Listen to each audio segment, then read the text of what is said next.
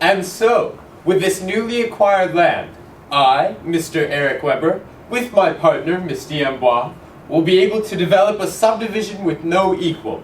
We will now take any questions you may have. How will this proposed housing affect the surrounding communities? First of all, this isn't just housing.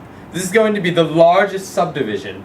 No, the largest planned community in the entire state, spanning counties, creating jobs, building schools. The possibilities are endless. What use has this land been put to in recent years? Will your venture harm any existing businesses? We've completed extensive research on the area in question.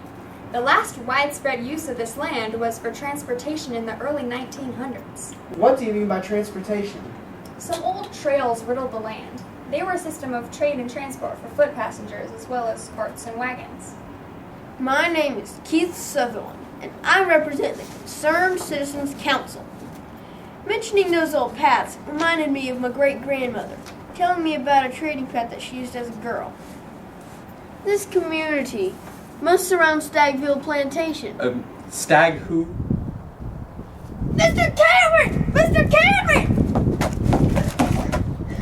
You won't believe what has happened. He's... What there, Sutherland? Calm yourself. He what? I'm afraid I have some bad news, sir. One of the slaves has run off. Who is it? It's Frank, Miss Agnes' son. I'm sure he's taking the road towards Hillsboro. Do your best to bring him back. Frank is a hard worker. These roads are helpful for business, but are opportune for slaves. Yes, sir. You got a point there. I'll do my best to get it back.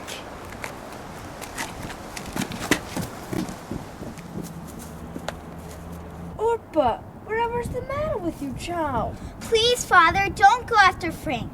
Let him go. He wants to be free. You know I can't do that. Frank belongs to Stagville. Miss Agnes and Frank's sister Mary are so upset. They don't want Frank getting killed. You know Mr. Cameron doesn't want Frank hurt or dead. Now run back to your mother. I gotta start out on the road before more time passes. Yes. Well, that's an interesting story, but, back to the development. Once we raise all the trees and smooth the land there... Cut down all those sentinel trees that mark the spots of homes for generations? Probably there were flags hanging there when President Washington used those trails. That's right. Back in 1791, President Washington was on those historic trails and roads on his tour of the southern states. What happened? Now wait. You're here to ask us questions, not them.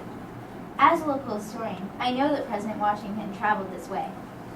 He stopped at Salem for a day or two, spending the night there while visiting with then Governor Martin. He went on to visit the Guilford Courthouse battleground. The road here narrows so much, we'll have to send a coach on another route. Did you tell my man to ride with the coach?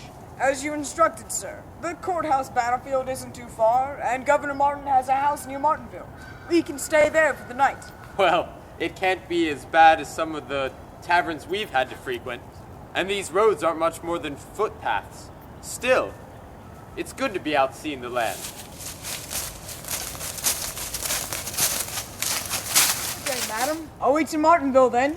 Yes, it's just ahead on the trail here, and oh my! I recognize your visage, sir. We are greatly honored to meet the great General Washington.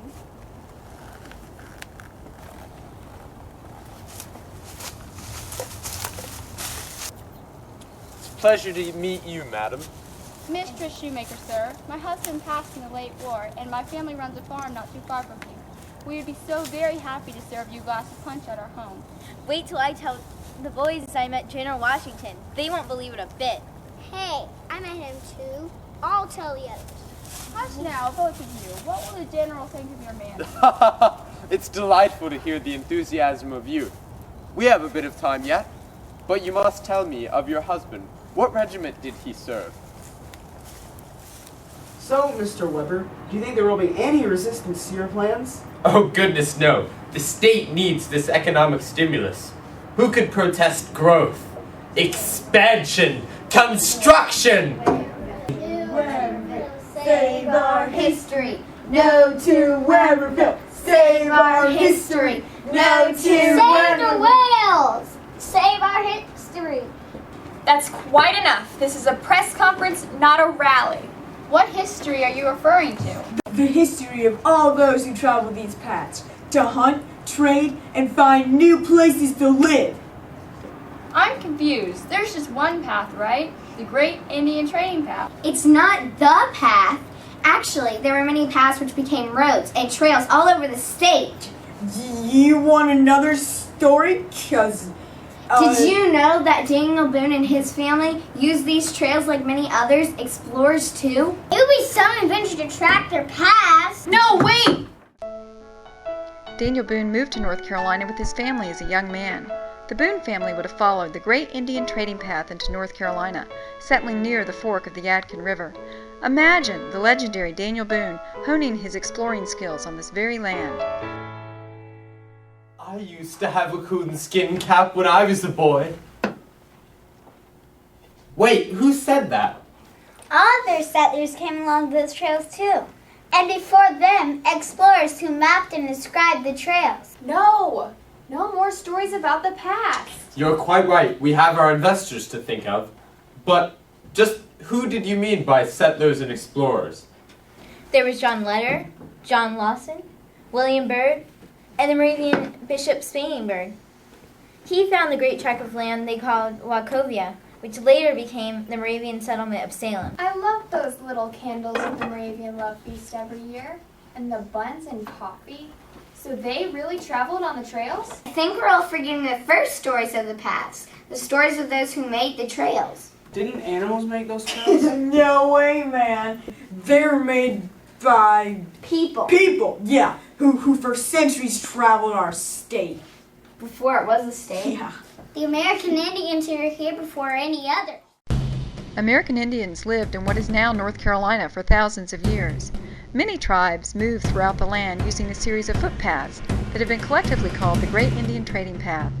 North Carolina American Indians walked the paths for centuries, untouched by outside influences. According to Lederer's map, there should be a bend in the creek bed soon. And after that is the Okanichi village. I'm anxious to see it myself. As am I. This path is well worn. This land is so rich. Barlow was right to call it a most pleasant and fertile ground. I believe we found the land of plenty. Ladies and gentlemen, I appreciate that this particular land holds historical significance to so many of you, but there is no land without historical ties to someone.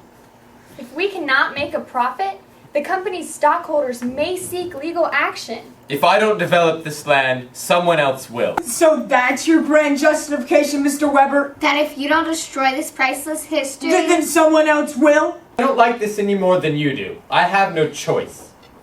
It's ironic, isn't it? All those trails were used for trade and settlement, and now they'll be destroyed for the sake of modern trade and modern settlement. Trade and commerce. And they were so effective. I wonder. What do you wonder, Mr. Weber? Well, I know that progress must go on. We have our investors to think of. But what if we build our community around the trails?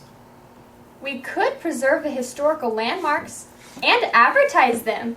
The history and community would survive and flourish. Is that satisfactory?